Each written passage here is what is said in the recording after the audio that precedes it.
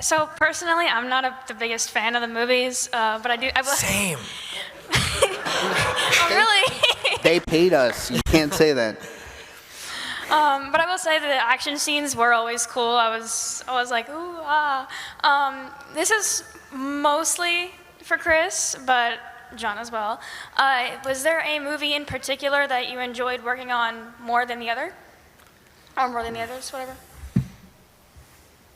We only did 2, so, you know. Oh, yeah. Well. But no, honestly, the first one, only because it was like, it was all still new and it seemed like it could be cool and good. And before it was like, I mean, I don't know. I don't really watch a lot of the stuff that I'm always in because like I just do the job and get it done. It's fun. I did a lot before these, so I kind of got to a point where I could kind of pick and choose, and I decided like, hey, I'm a like 80s, 90s kid, so I'll do those kind of things. So I was really into the idea.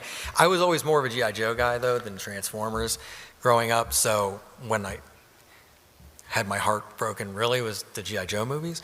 Because I was like, yes, I'll do those, and then yeah, you didn't work on those. We can talk about movies.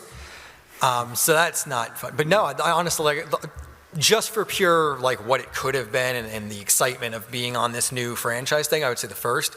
But I mean, they're all like big action pieces. Like that's, if there's one thing they did right, it was the stuff that we get to do. You know, so. Thank you. One more question. These scenes where you guys are driving the cars, I've always wondered, what's the actual speed that you guys are driving when it makes it look like you're doing 100? Because realistically, we all know you're not doing 100 on the close-up shot ones. I'm not talking about the ones. I mean, it depends on scene to scene, but a lot of times, yeah, I mean, like 80 to 100 plus miles an hour is happening because it's like that's a lot of times the close-up stuff that you're talking about is again those precision drivers, which are going from like 100 to nothing like quick. Like that's part of the job. But yeah, it's mostly legit. Like it's very rarely like camera trickery because that can all be done editing. If you're hiring, you know, people to come out and do it, it's because we do dangerous things. I'm trying to watch my mouth because there's a... Yeah, well, since when are you watching your mouth around kids? Well, because there's a kid. Man. I understand that, but you never do that before. So yeah. Anyway, sorry.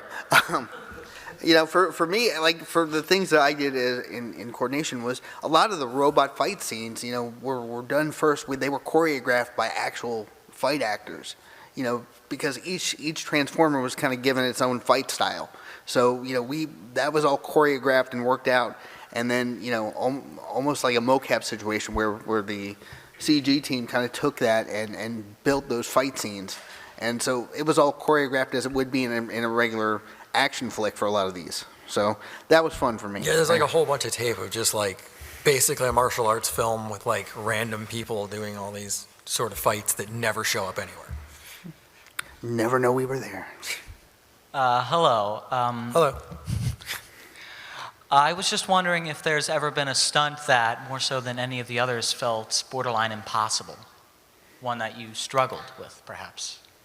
I mean, nothing that it was too much of a struggle. There are definitely some that feel like they should be impossible. A lot of the big jumpy roll stuff is insane to do.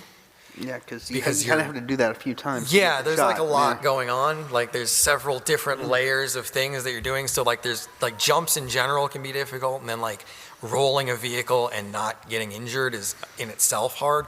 So when they kind of want you to combine the two, that seems like it's something you shouldn't be able to do. Where you've got like, you know, hydraulic pads, like throwing the vehicle as you're going into a jump. It feels crazy, and it definitely does take several takes a lot of times to get it right to actually land well, because you know if you land on the top and skid out, like you're still safe and everything, but it doesn't look the way it's supposed to look. So things like that are often kind of tough. But really, I mean, honestly, that's the worst of them, is that because there's like not a lot of control inside the vehicle when you're barrel rolling in a car. Buckle in. You know, you got the roll cage. You know, well, yeah, but I mean, like, you're not really in, once it leaves the wheels, you're not really in control anymore. It's okay. What about you? Anything that you've done? Yeah, I mean, you know, again with these films in particular, I didn't do any stunts, but in in previous works. There have been a few times where I'm working on a show, where they're filming in Canada, and I was working on a show, and there was one scene where the stunt actor, who was this person's regular stunt actor,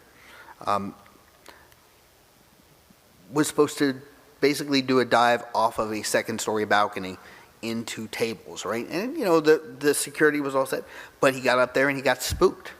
He couldn't do it, and it's like I just didn't feel right. I don't feel like I can do it. So we had to halt production for 6 hours, get somebody in to actually just do that scene, put them in wardrobe, get their look right, so it's at least somewhat convincing. And so I mean, it does happen. For me, it was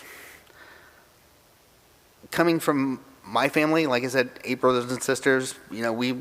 We would bet each other to jump up a roof into a pool and take it.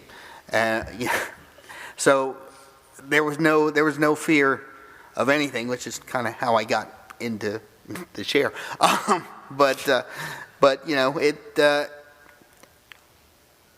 I can say that looking back on it, what's been almost 20 years now, something like that. But looking back on it, I would say that if myself now would know the damage I would do, to my body, I'd kind of take it a little slower. But at the time, no fear.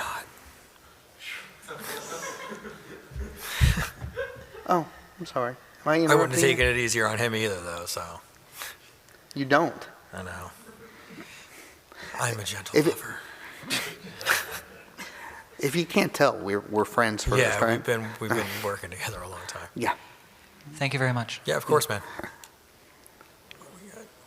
So I was just wondering, previous to your career in stunts and films, growing up, were there any any films that stood out to you that really kind of drew your attention to the career of being a stunt person or stunt coordinator or driver in movies? Anything that might have stood out as kind of an inspiration to you?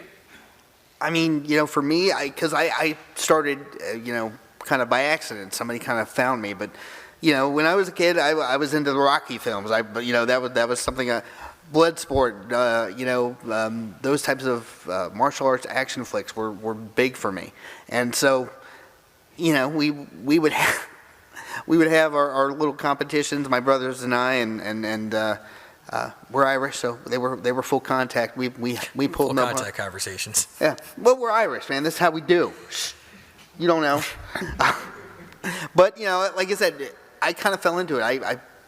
I liked the idea of, martial arts and learning how to fight and defend yourself. And I kind of fell into stunts. And after I got injured, which was actually in a fight, but in an MMA fight, but it was that transition was a more difficult than I thought, because you can't really, when you're working on coordination, it's really hard to demonstrate what you want to see. You just got to find new and intricate ways to get it done. And so, it was fun, but yeah, I kind of fell into it. I didn't go in. This guy, he's a different story. Well, I mean, honestly, I was never super into action. I was a fighter for a while, which doesn't really translate to stunt driving, but I don't know. This is a solid question because I never really thought about it, but no, I was never super into action movies. It's just like I said, mostly I ended up doing it because I was a maniac, man. I just Rebel without a cause. Yeah, one of the first car accidents I ever got into. In high school, I was doing 120 around a corner of a dirt road and spun. None of us had our seatbelts on because we're idiots, But I had a big boxy 79 Cougar, so it was like a tank. But I went, spun, hit a tree, and then spun into 6 more, and I was like, that was kind of awesome. And so I just kept doing that.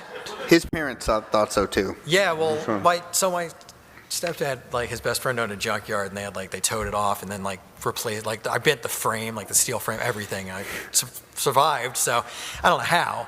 Once I saw the damage that was done, but I was like, yeah, that was pretty dope. I'm gonna keep doing this. And then that's what I did. I figured out a way to make money doing it. Insurance rates skyrocketed. That's right. Any Florida drivers can thank me in high school for those rates.